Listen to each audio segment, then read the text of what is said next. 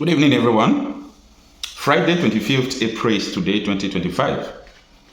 There is a report that is trending about the World Bank's prediction on Nigeria that by the year 2027, that many Nigerians will become poorer. And a lot of them who think that they have money today will become poor. You see, one thing with poverty is that nobody wants to be poor. Even the rich don't want to be poor. But you see, if you are under a system that is positioned to make you poor, God forbid, that poverty is coming. Now, the World Bank is telling Nigeria, before 2027, your people are going to be poor. More people are going to join into this abject poverty that has been ravaging, especially in the northern Nigeria. But the report is not the problem, okay? The report is not the problem. The problem is that how can you continue to allow a fast stone coming towards you to always hit you? It's just a question I'm asking. You see a stone coming from afar, and you allow the stone to come near you and hit you without you dodging the stone. That is the position of so many Nigerians, especially the youth. My fellow youth saw this stone coming from afar. Some of them did not see it. They just listened to people talking about the stone. That the stone coming is dangerous. The stone that is coming from afar, if the stone hits you, you are going to die. They use the earpiece to block their ear. Some persons who saw the stone coming, they thought that before the stone could get to my tongue, it will kill my brother in the front, so I will still be alive. That is the people in Nigeria mentality. That is the way they reason. Now, because people around them, like politicians around them, some persons who are still benefiting from the crimes in Nigeria government, they will still tell them, no, you need to protect where you are. No devil, we need to protect this place. Let that stone come, we'll walk over it. But unfortunately, when the stone will come and hit you, that person you are following will not be where to be found, because the person have houses another place, but you don't have. Let me stop talking in parable. You see, Nigerian youths are the kind of people, I don't know the adjective I use to qualify them. Recently in Delta State, there is something that is trending that the whole, party, PDP structure collapsed into APC. Now, there are news everywhere that the former governor, Ifeanyi Okowa, that is because of the issue he had or he's having with the FCC. He was detained not quite long, and it was, it's controversial. Okay, the case is controversial, and a lot of things said the governor is afraid he might lose in 2027, and so on and so forth. But they did not. When the people, the powers that be, when they were decamping to APC, they did not tell people following them. They left, and they just ordered them switch to other party. You see, Nigerians are people that don't reason. IBB said in his book, that is in page 360 something, he said Nigeria youth, they don't learn anything. Any place you push them, they will go. That they are badly educated. That was the exact word he used. They are badly educated. That if you push them, do this, do this. If you ask them, come, they come, go, they go. They don't ask questions. And now, as the World Bank has predicted that more people will be thrown into poverty in Nigeria by 2027, you see the youth as also, revolving around the old folks, the old politicians, who are still the destroyers of their destiny. If there is anyhow Nigeria is today, is the politicians. During the military regime, Nigeria was not like this. Everything Nigeria got was in the military regime.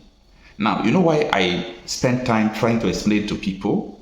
Because I have this mentality, never and ever will a country that sponsors insecurity against their people survive.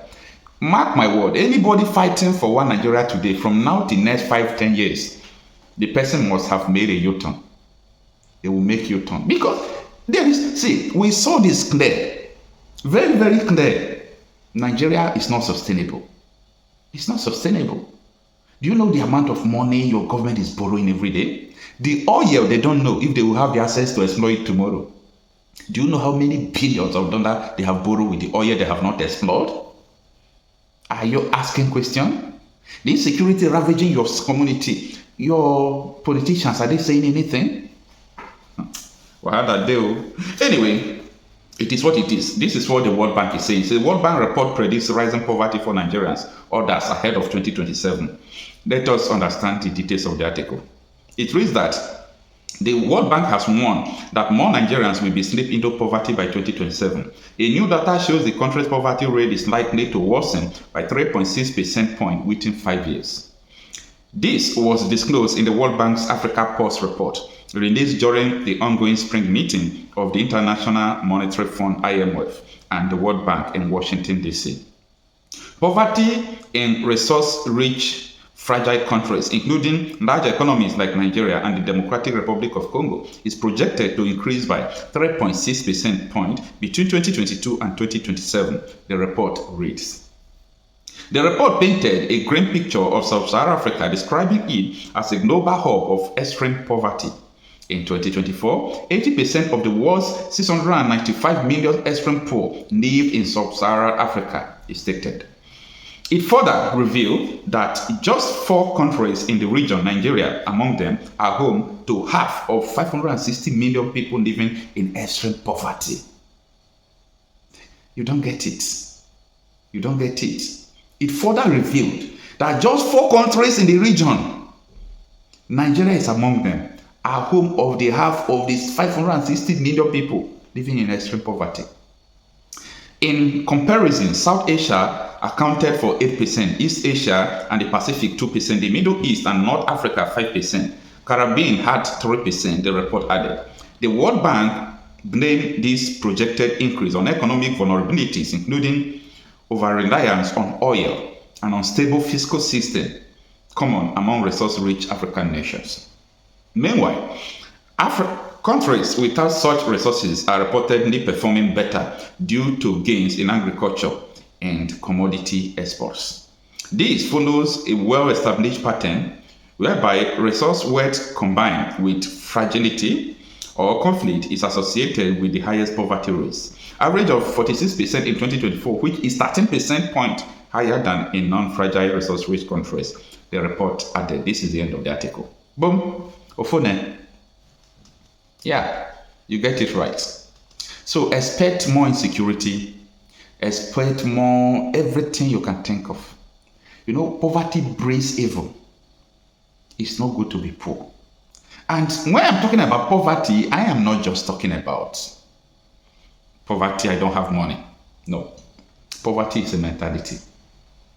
Yeah, poverty is a mentality. The reason why Nigerian youths continue to follow people who are killing their destiny is because of poverty mentality.